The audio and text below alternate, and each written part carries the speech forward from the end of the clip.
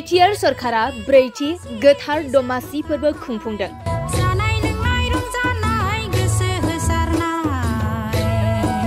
BTR सरकारा साननैनि हाबाफारिजों ब्रैथि गोथार दमासि फोरबो खुंफुंनाया दिनैनिफ्राय जागायबाय।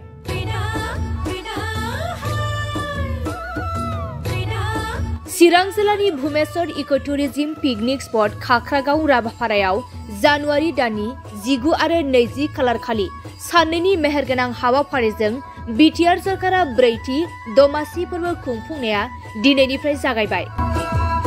नंगौ, थांनाय 3 बोसोरनिफ्रायनो बे गोथार दमासि फोरबोखौ बिटिआर सरकारा खुंबोगासिनो दं आरो देग्लाय बोसोरावबो ब्रैथि खेबनि थाखाय गोथार दमासि फोरबोखौ गाजा गोमजायै खुंफुंदों बिटिआर सरकारा।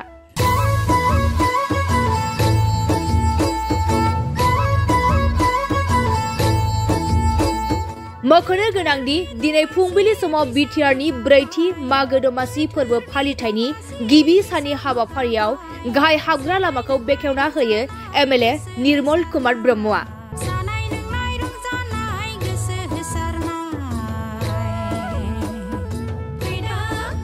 बेजों लोगोसे दिनैनि ब्रैथि मागो दमासि फोरबो फालिथायनि हाबाफारियाव गोबां हारिमु मोसानाय आरो बायदि बायदि जानाय लोंनाय दिन्थिफुंनाय हाबाफारिबो लानाय जायो।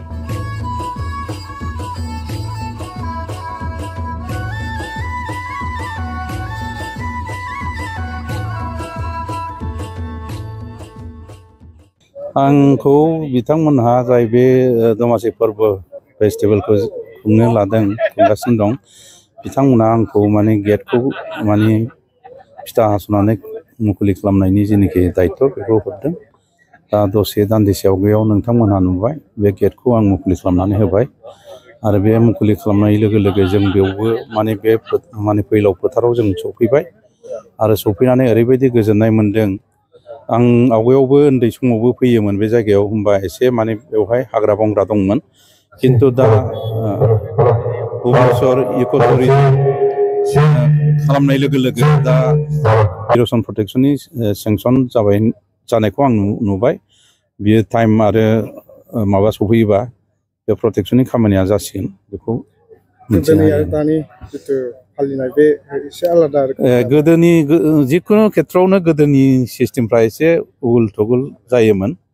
दा खिन्थु फैयै फैयै दा जिहेथु माने डेभेलपनिफ्राय डेभेलप जाबोगासिनो दङ, साबसिननिफ्राय हामसिन जागासिनो दङ, डिसिप्लिन मेनारावनो माने सोलिगासिनो दं।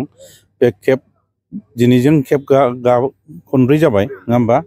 बे खनब्रैयावबो थांनाय खनथामावबो जेबो गाज्रि जाथाय जायाखै।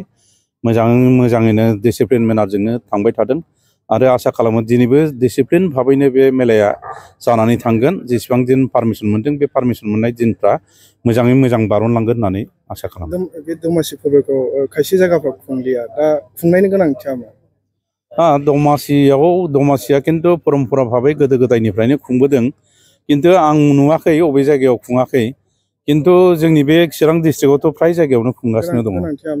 गोनांथिया बेनो, जोंहा गोदो गोदायनिफ्रायनो माखासे नियम दं। जेन'बा मा होनो बेखौ, जोबनाय दिनखौ संक्रान्ति दिनखालि जोंनि आइ आफा रायजो राजाफ्रा गाव गावनि न'मा न' आरो बे बाख्रिफोरखौ माने गोबोरखिजों लिरथिंनानै दोनो आरो लोगोसे गय खान्थाल बाहेरायाव थानाय बिफां लाइफांफोरखौबो माइ जिगाबजों खानानै बोननानै दोनो।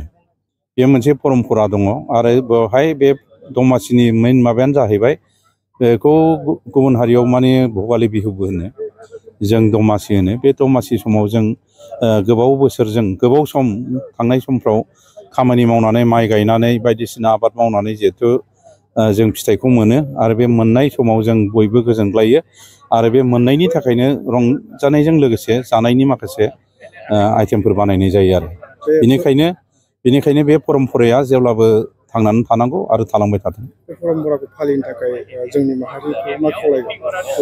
बे परम्पराया जाहाथे गोजोर जानानै थायो। गोदोनिफ्राय दा जेरै साबना हामना जाबोबाय आरो बे साबना हामनाया साबसिननिफ्राय हामसिन जालांबाय थाथों आरो बे फोरबोआ गोजोर जानानै थाथों। बेखौनो आं रायजो राजाफोरखौ बयबो फालिनो थाखाय आं खावलायहरो।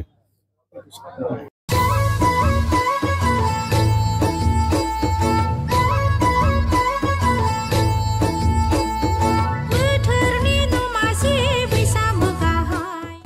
बिटिआर सरकारा ब्रैथि गोथार दमासि फोरबो खुंफुंदों।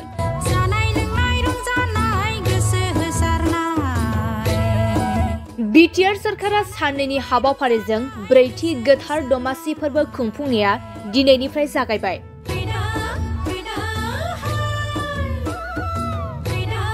चिरां जिल्लानि भुमेश्वर इक' टुरिज्म पिकनिक स्पट खाख्रागाव राभापारायाव जानुवारि दाननि 19 आरो 20 खालार खालि साननैनि मेहेरगोनां हाबाफारिजों बिटिआर सरकारा ब्रैथि दमासि फोरबो खुंफुंनाया दिनैनिफ्राय जागायबाय।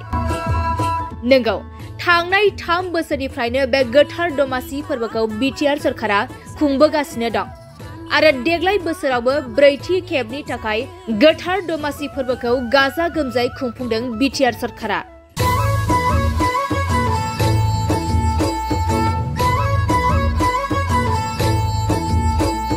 मख'नो गोनांदि दिनै फुंबिलि समाव बिटिआरनि ब्रैथि मागो दमासि फोरबो फालिथायनि गिबि साननि हाबाफारियाव गाहाय हाबग्रा लामाखौ बेखेवना होयो एमएलए निर्मल कुमार ब्रह्मआ।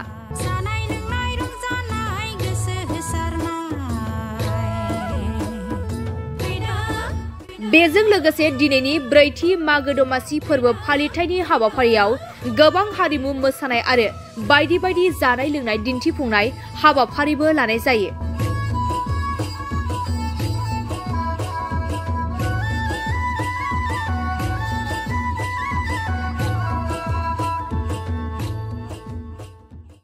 आंखौ बिथांमोनहा जाय बे दमासि फोरबो फेस्टिभेलखौ खुंनो लादों, खुंगासिनो दं, बिथांमोना आंखौ माने गेटखौ माने फिथा हास'नानै मुखुलि खालामनायनि जेनाखि दायित्व बेखौ हरदों। दा दसे दान्दिसे आवगायाव नोंथांमोनहा नुबाय, बे गेटखौ आं मुखुलि खालामनानै होबाय आरो बे मुखुलि खालामनाय लोगो लोगो जों बेयावबो माने बे फैलाव फोथाराव जों सफैबाय आरो सफैनानै ओरैबायदि गोजोननाय मोन्दों। आं आवगायावबो उन्दै समावबो फैयोमोन बे जायगायाव, होमबा एसे माने बेवहाय हाग्रा बंग्रा दंमोन, किन्तु दा भुमेश्वर इक' टुरिज्म खालामनाय लोगो लोगो दा साबसिननिफ्राय हामसिन जाबाय आरो माखासे खालामबावनांगौ दङ। बेफोरो जुदि इमप्रुभमेन्ट खालामबावोबा साबसिननिफ्राय हामसिन जागोन होननानै साननानै जों लानो हायो। आरो इतिमध्ये बे इर'सन प्रटेक्सननि सेंसन जानायखौ आं नुबाय। बियो टाइम आरो माबा सफैयोबा बे प्रटेक्सननि खामानिया जासिगोन, बेखौ गोदोनि जिखुनु खेथ्रआवनो गोदोनि सिस्टेमफ्रा एसे उगुल थुगुल जायोमोन। दा खिन्थु फैयै फैयै दा जिहेथु माने डेभेलपनिफ्राय डेभेलप जाबोगासिनो दङ, साबसिननिफ्राय हामसिन जागासिनो दङ, डिसिप्लिन मेनारावनो माने सोलिगासिनो दं। बे खेब दिनैजों खेब खनब्रै जाबाय, नङा होमबा? बे खनब्रैयावबो थांनाय खनथामावबो जेबो गाज्रि जाथाय जायाखै। मोजाङैनो डिसिप्लिन मेनारजोंनो थांबाय थादों आरो आसा खालामो दिनैबो डिसिप्लिन भाबैनो बे मेलाया जानानै थांगोन। जेसेबां दिन पारमिसन मोन्दों, बे पारमिसन मोननाय दिनफ्रा मोजाङै मोजां बारलांगोन होननानै आसा खालामो। बे दमासि फोरबोखौ खायसे जायगाफ्राव खुंलिया, दा खुंनायनि गोनांथिया मा? दमासिया खिन्थु परम्परा भाबै गोदो गोदायनिफ्रायनो खुंबोदों, खिन्थु आं नुवाखै अबे जायगायाव खुङाखै। खिन्थु जोंनि बे चिरां डिस्ट्रिक्टआवथ' फ्राय जायगायावनो खुंगासिनो दङ। गोनांथिया बेनो, जोंहा गोदो गोदायनिफ्रायनो माखासे नियम दं। जेन'बा मा होनो बेखौ, जोबनाय दिनखौ संक्रान्ति दिनखालि जोंनि आइ आफा रायजो राजाफ्रा गाव गावनि न'मा न' आरो बे बाख्रिफोरखौ माने गोबोरखिजों लिरथिंनानै दोनो आरो लोगोसे गय खान्थाल बाहेरायाव थानाय बिफां लाइफांफोरखौबो माइ जिगाबजों खानानै बोननानै दोनो। बे मोनसे परम्परा दङ। आरो बेवहाय बे दमासिनि मेइन माबायानो जाहैबाय, बेखौ गुबुन हारियाव माने भगालि बिहुबो होनो, जों दमासि होनो। बे दमासि समाव जों गोबाव सम थांनाय समफ्राव खामानि मावनानै माइ गायनानै बायदिसिना आबाद मावनानै जिहेथु जों फिथाइखौ मोनो आरो बे मोननाय समाव जों बयबो गोजोनग्लायो आरो बे मोननायनि थाखायनो रंजानायजों लोगोसे जानायनि माखासे आइटेमफोर बानायनाय जायो आरो बेनिखायनो बे परम्पराया जेब्लाबो थांनानै थानांगौ आरो थालांबाय थाथों। बे परम्पराखौ फालिनो थाखाय जोंनि माहारिखौ मा खावलायगोन? बे परम्पराया जाहाथे गोजोर जानानै थायो। गोदो जेरैबायदि गोदोनिफ्राय दा जेरै साबना हामना जाबोबाय आरो बे साबना हामनाया साबसिननिफ्राय हामसिन जालांबाय थाथों आरो बे फोरबोआ गोजोर जानानै थाथों बेखौनो आं रायजो राजाफोरखौ बयबो फालिनो थाखाय आं खावलायहरो।